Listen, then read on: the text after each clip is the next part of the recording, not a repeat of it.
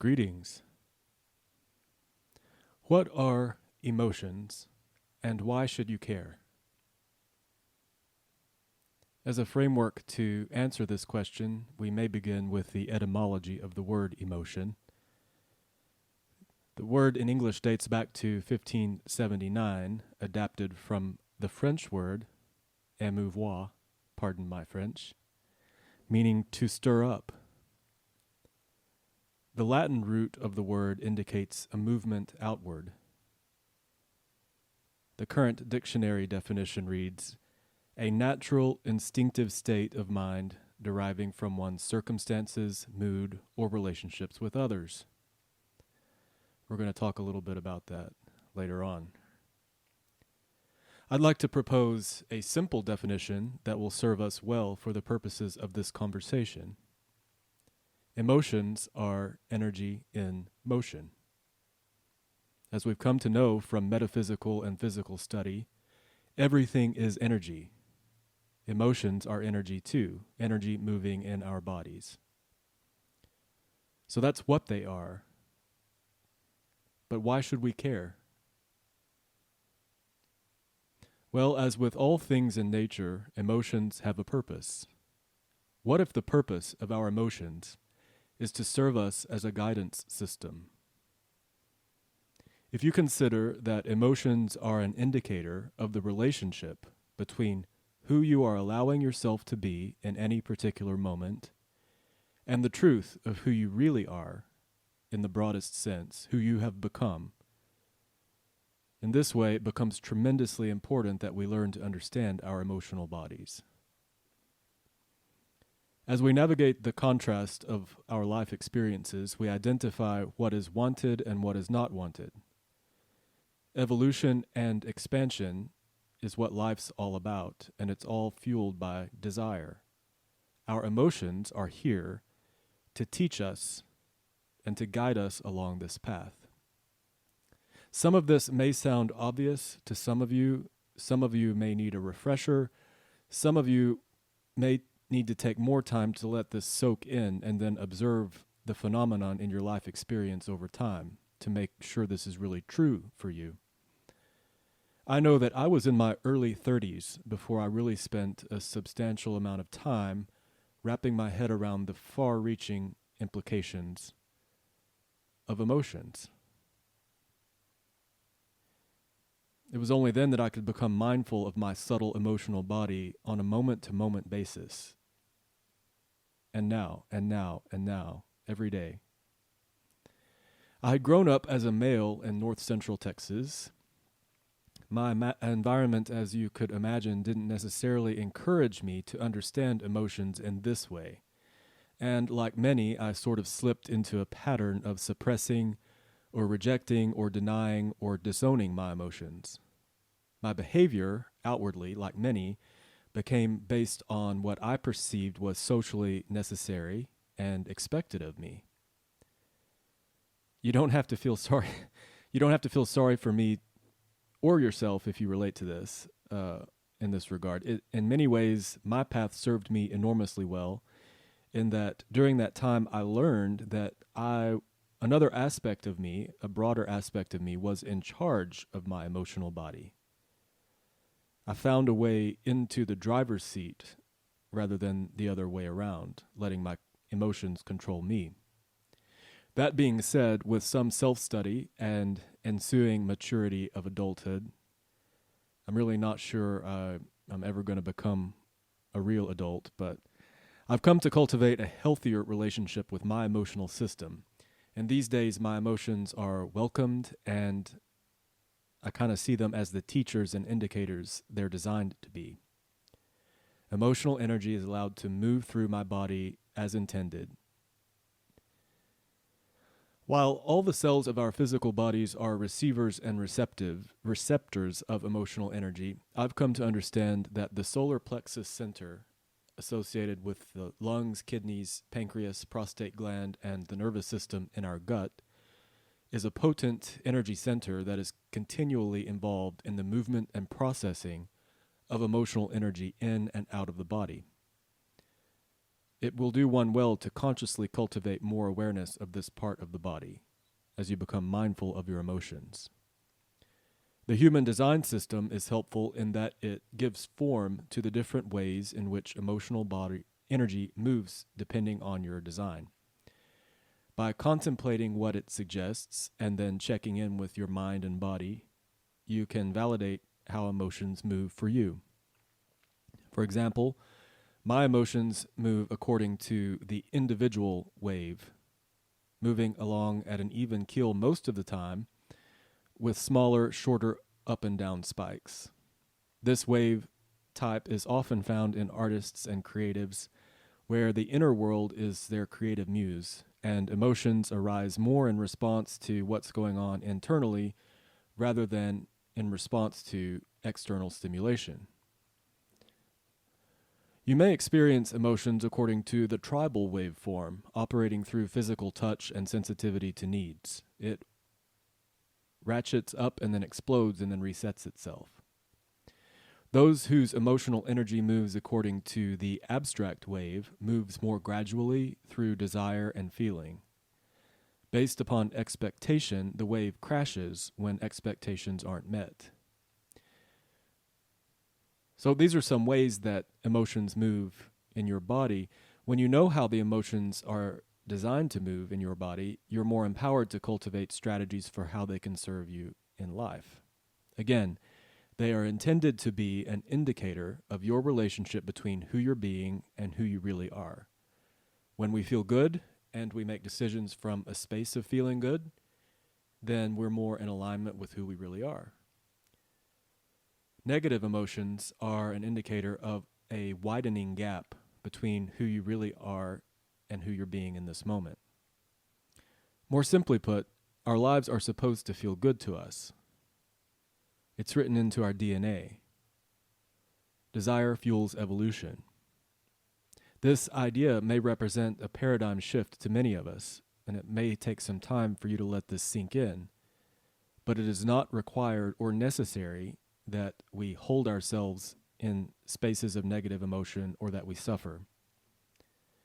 By cultivating an awareness of our emotional systems and then allowing our emotions to run their natural course and bring you their teaching, and then by moving yourself into spaces of feeling good as much as you can, you are becoming a cooperative component to your own expansion and evolution rather than fighting against yourself.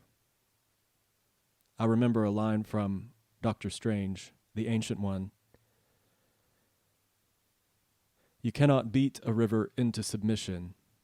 You must surrender to its current.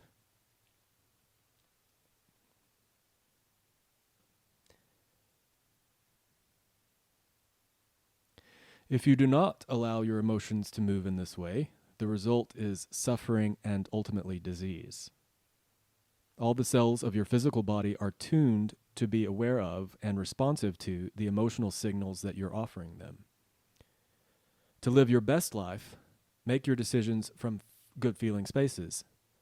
Identify what makes you feel good, what turns you on and off. And be sure you're giving yourself permission to tune yourself towards happiness on a regular basis. In preparing notes for this, I put together a list of questions that have been helpful for me in considering my emotional guidance system in the decision-making process. First, how do I feel? What is it that I'm feeling? This may seem simple, but in the hustle and bustle of daily life, many of us just aren't being mindful of what we feel. Identify it with an emotional word, like satisfied or frustrated or elated or bored or angry or miserable or confused, and be honest with yourself. 2, is this emotion mine? As someone who is acutely aware of emotional conditions of the people around me, this is huge for me. It may be for you as well. Oftentimes, after lots of extroverting, I find myself feeling a particular melancholy that I can't explain, and I realize that I've soaked it in from someone else. It's not mine, and acknowledging that means that I can let it go. 3, am I being hard on myself for feeling a negative emotion. This has been big for me as well. It's absolutely okay for you to feel whatever it is that you feel. Every emotional wave has its ups and downs. Every human being experiences a range of emotions, the full range. Take care to cultivate a level of acceptance and allowance for whatever comes. 4. What has this emotion come to teach me? I think you can say that in a different way. What do I want to learn from what I'm feeling? That's more empowering. 5. Well, I guess this is redundant to what I just said. 5. Is this what I prefer to feel? It is important not to give your power over to your emotional body and to remember that you are in the driver's seat. As hard as it can be at times, it is important to remember that you have the capacity and, in fact, the authority to cultivate positive emotions within you, regardless of any external circumstances.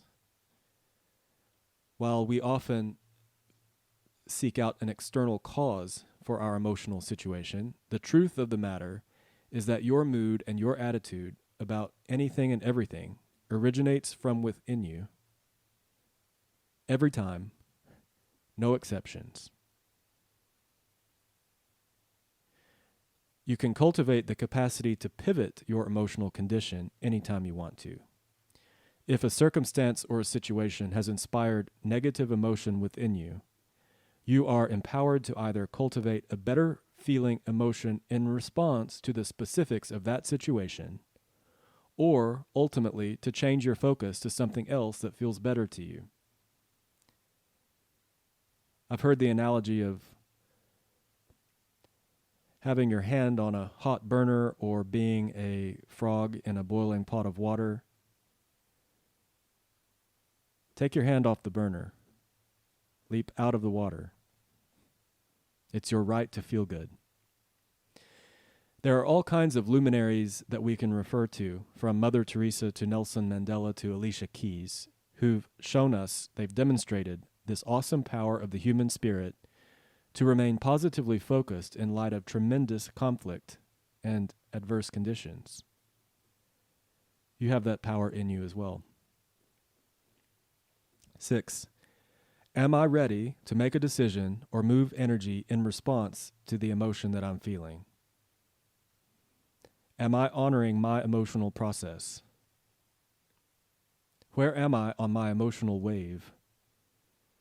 One of the greatest challenges of our age is that many of us make reactive, impulsive emotional decisions rather than responsive emotional decisions from a space of clarity.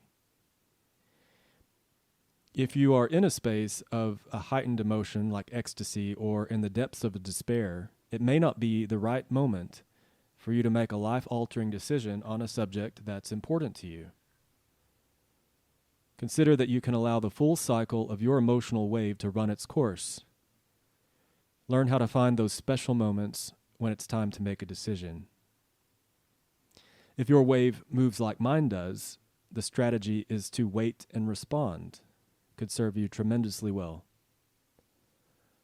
While it can be uncomfortable because other people often pressure us to provide responses and make decisions quickly, I've learned to say, I'm not feeling ready to respond to that at this time.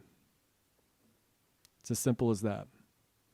It takes a lot of vulnerability on your part to express your emotions openly and cleanly and clearly in this way, but communication can bring clarity and avoid confusion and suffering.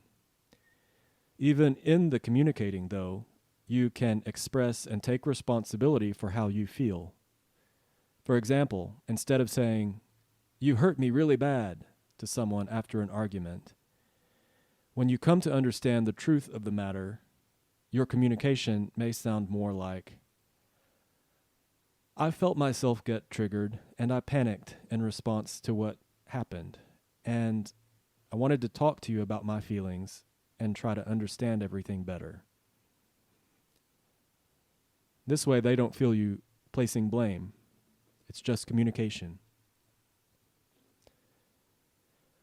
Tremendous power can be found in taking ownership of everything that you are, including your emotional body.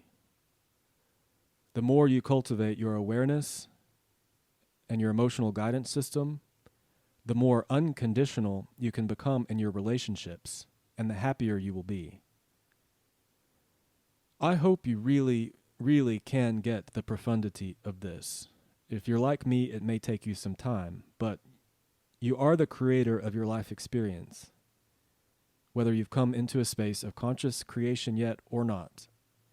And your emotions can serve you to guide you toward your best and most authentic life. This has been episode 2 of the LoveCast, sending you love and light until we meet again.